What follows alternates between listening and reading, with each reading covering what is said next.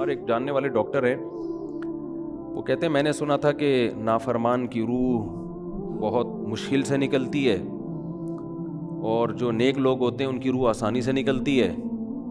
تو میں تو جب گیا یورپ میں تو میں نے بہت سے گوروں کو بڑے آرام سے مرتے ہوئے دیکھا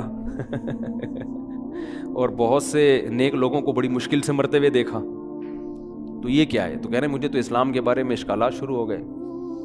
میں نے کہا آپ نے جن سے یہ تقریر سنی ہے نا کہ نیک لوگ کی روح آرام سے نکلتی ہے, بروں کی مشکل سے نکلتی ہے, انہوں نے آدھی بات بتائی ہے, پوری نہیں بتائی. میں نے کہا یہ تو صحابہ کے دور میں نے کہا اگر آپ حدیثیں پڑھ لیتے, ایک آیت سے کبھی تھوڑی مسئلہ حل ہوتا ہے. آپ کسی کی ایک بات لے رہے ہیں, دوسرے موقع پہ جو اس نے تشریح کی ہے وہ آپ نہیں لے رہے.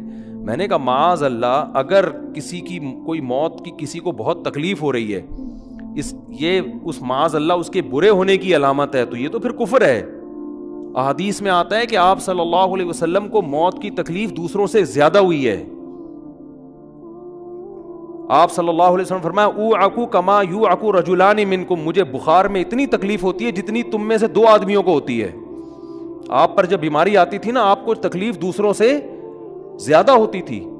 اور امی عائشہ رضی اللہ تعالی عنہا فرماتی ہیں کہ نبی صلی اللہ علیہ وسلم کا سر مبارک میری گود میں تھا جب آپ کی روح نکلی ہے, اور آپ کی جو میں نے موت کی تکلیف دیکھی ہے, جس شدت میں آپ جس تکلیف میں تھے, اس کے بعد مجھے کسی کی موت کی جو آسانی سے کوئی دنیا سے گیا ہو نا, اس کے مرنے پر مجھے کبھی رشک نہیں آیا.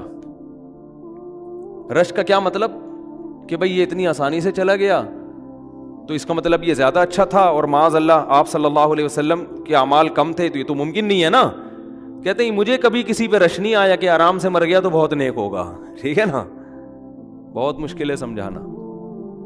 امی عائشہ فرماتی ہیں کہ یعنی امی عائشہ کی حدیث کا مفہوم بیان کر رہا ہوں کہ نبی صلی اللہ علیہ وسلم کی موت کے وقت جو تکلیف کی حالت تھی, اس کو جب سے میں نے دیکھا ہے, تو امی عائشہ کی بات کا خلاصہ یہ ہے کہ اب اگر میں کسی کو دیکھتی ہوں نا کہ آرام سے روح نکل رہی ہے, یعنی آرام سے مر رہا ہے, دنیا سے جا رہا ہے, تو مجھے اس پہ رش نہیں آتا کہ وہ بہت نیک ہوگا. کیا مطلب؟ اس کا نیک عمل سے تعلق بولتے کیوں نہیں ہے.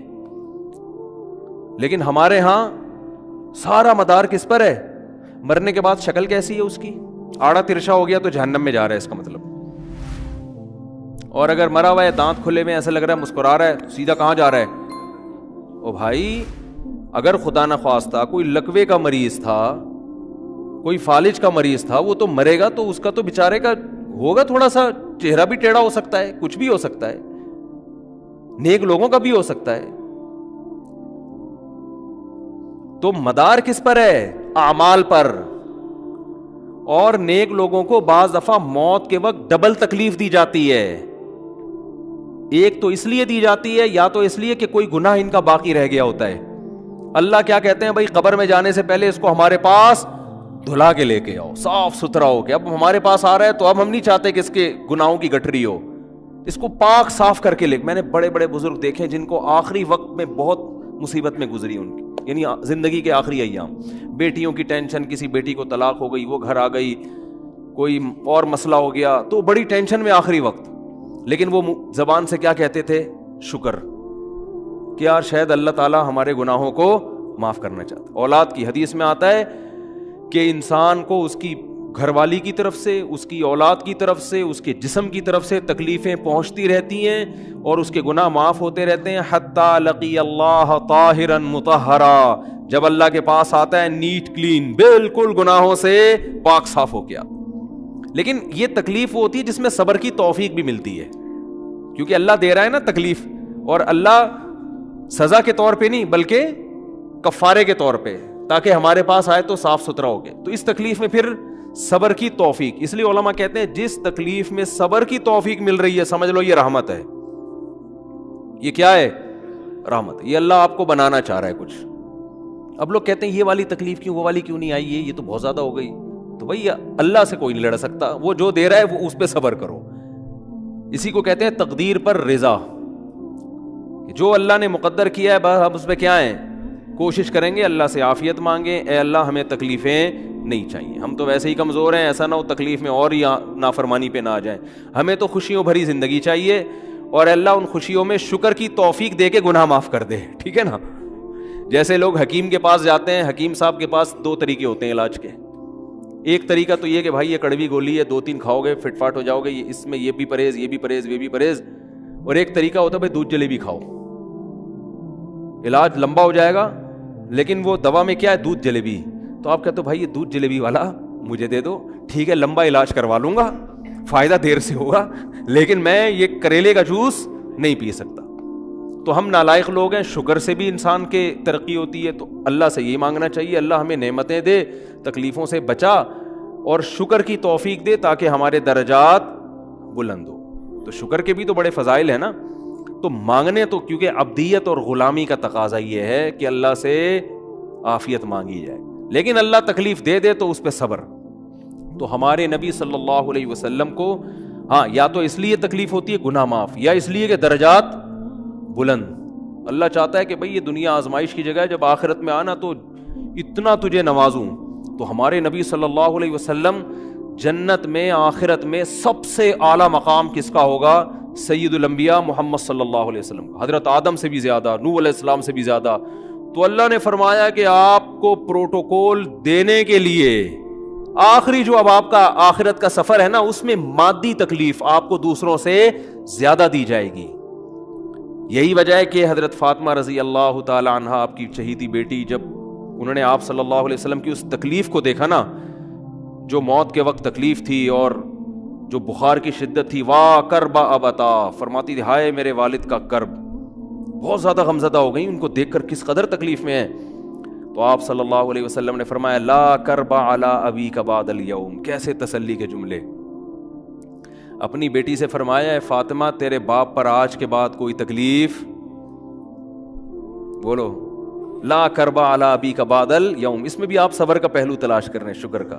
بس یہ اللہ کی طرف سے آخری ہے, آج کے بعد اے میری بیٹی تیرے باپ پر کوئی تکلیف نہیں. اپنی بیٹی کو بھی تسلی دے رہے ہیں کہ غم ہلکا کر, بس یہ اللہ کی طرف سے آخری ہے, آج کے بعد کوئی تکلیف نہیں ہوگی.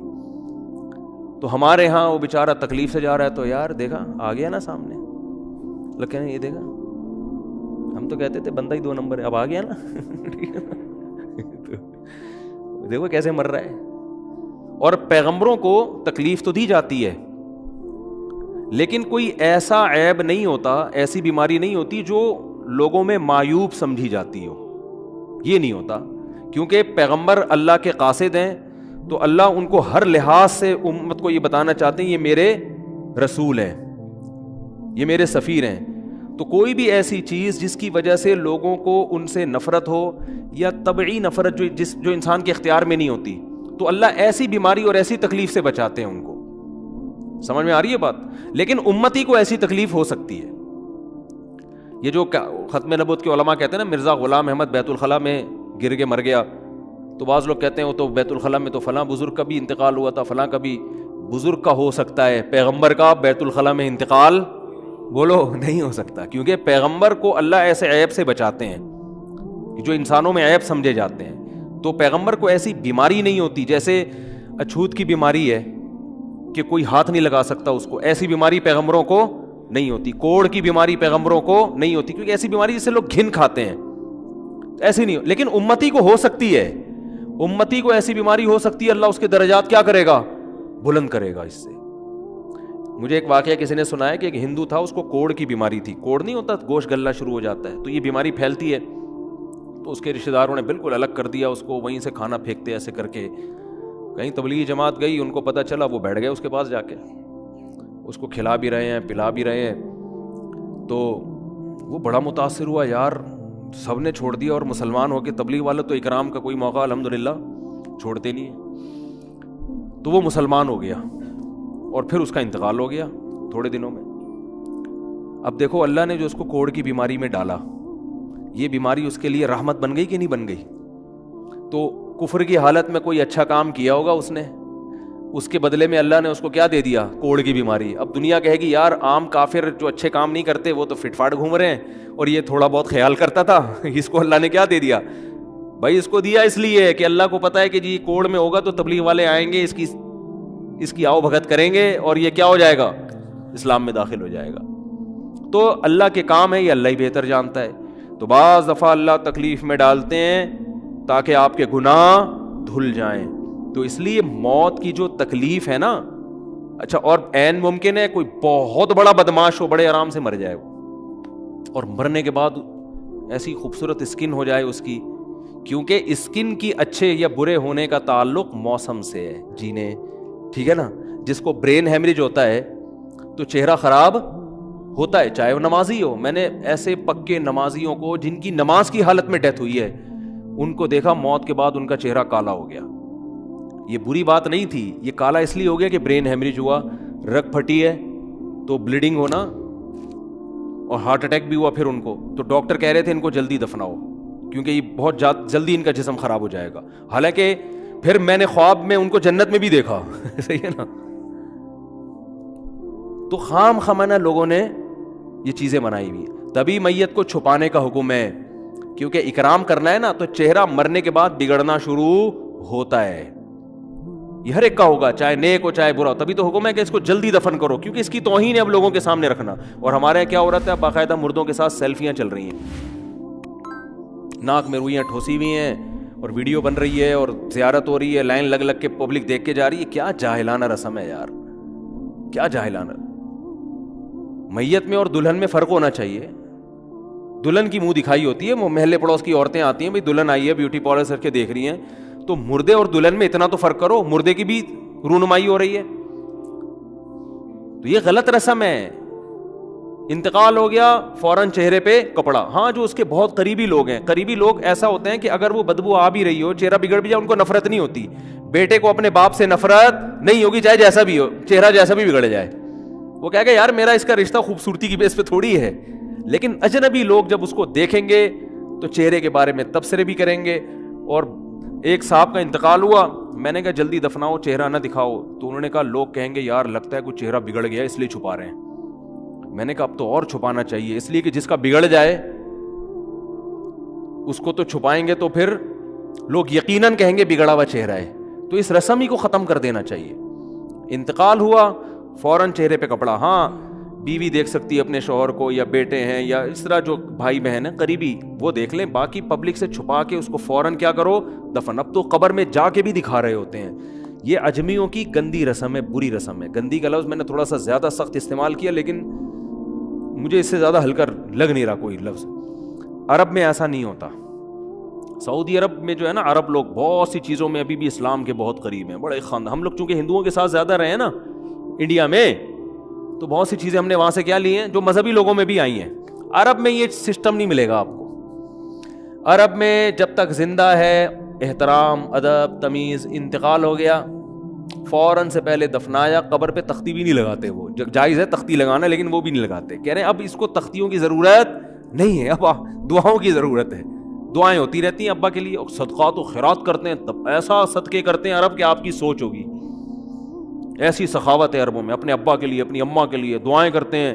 وہ میں نے بتایا نا ایک واقعہ, میں نے بہت پہلے سنایا تھا. جدہ میں کسی کے ہاں ٹھہرا ہوا تھا سعودی عرب میں, پاکستانی تھے وہ کسی عرب کے ساتھ 30 سال سے ملازمت کر رہے تھے. عربوں کا نا آپ کو ایک پہلو دکھایا جاتا ہے میڈیا پہ, جو اچھا پہلو ہے وہ نہیں دکھایا جاتا. جو اسلام کی وجہ سے ان میں خوبی ہیں وہ نہیں دکھایا جاتا. تو ایک عرب شیخ تھا جس کی ہاں یہ ملازم. دوسرا عرب کا جو اصل کلچر آپ کو ملے گا گاؤں دیہاتوں میں, شہروں میں تو پتہ نہیں کون کون آگے آباد ہوا ہے, اس میں اچھے بھی ہیں برے بھی ہیں. کہہ رہے ہیں میں نے دیکھا کہ وہ ایک عرب شیخ اپنی فیکٹری سے نکلا, میں تو ایک بھکاری آیا, اس نے اللہ کے نام پہ کچھ مانگا. اس کے پاس پتہ نہیں تنخواہ بانٹنے نکل رہا تھا کیا نکل رہا تھا, اس کے پاس بہت سارے پیسے تھے ریال. تو اس نے اس کو بھکاری کو دے دیے. بھکاری کو جیسے ہی دیے, بھکاری نے, اچھا یہ عرب بھی 80 سال کا بڈھا,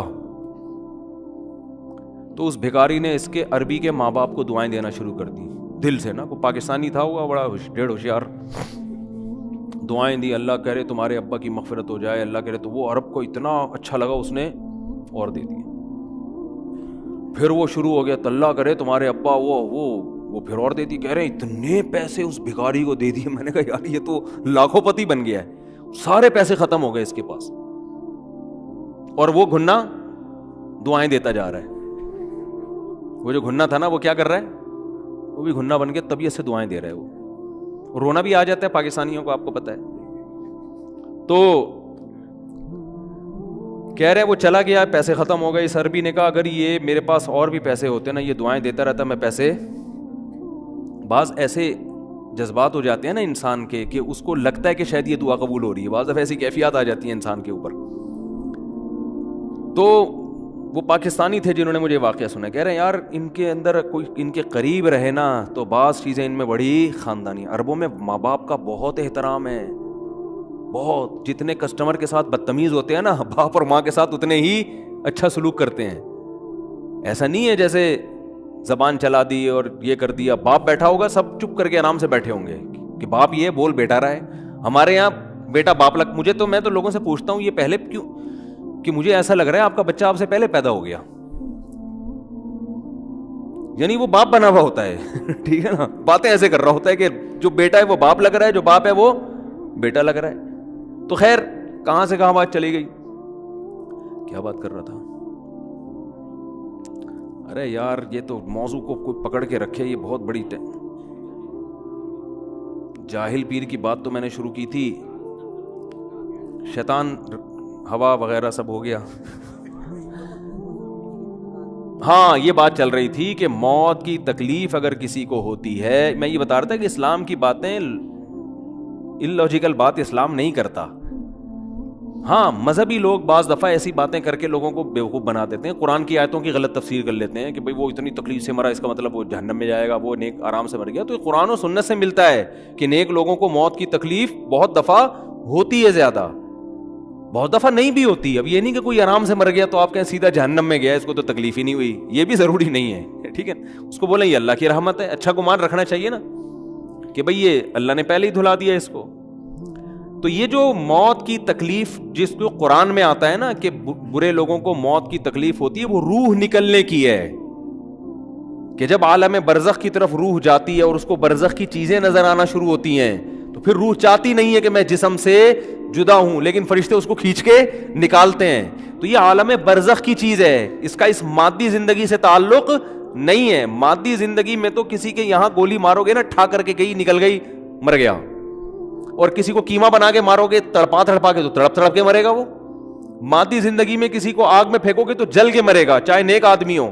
اور کسی کی گردن اڑاؤ گے تلوار سے تو 1 منٹ میں کیا ہو گیا, ختم. لیکن جو اس کی روح نکل رہی ہے, خدا کے پاس جا رہی ہے, وہ منظر نافرمان کا بہت ہی بھیانک ہوتا ہے, اور نیک آدمی کی روح ایسے پرواز کرتی ہے, وہ اس کی تکلیف ہے. اور اس پہ میں ایک واقعہ بھی سنا چکا ہوں, دوبارہ نہیں سناؤں گا, کہ کیسے دنیا میں بھی اس کے مشاہدات ہوئے ہیں لوگوں کو, کہ کیسے ان کو آخرت کی چیزیں نظر آنا شروع ہو گئی ہیں, اور وہ باتیں کر رہے ہیں, باقاعدہ بتا رہے ہیں فروح و ریحان و جنت نعیم. یہ جو قرآن میں آتا ہے نا, فرشتے آتے ہیں اور اس کی روح قبض کرتے ہیں, تو وہ بعض دفعہ اللہ دنیا میں بھی دکھا دیتے ہیں.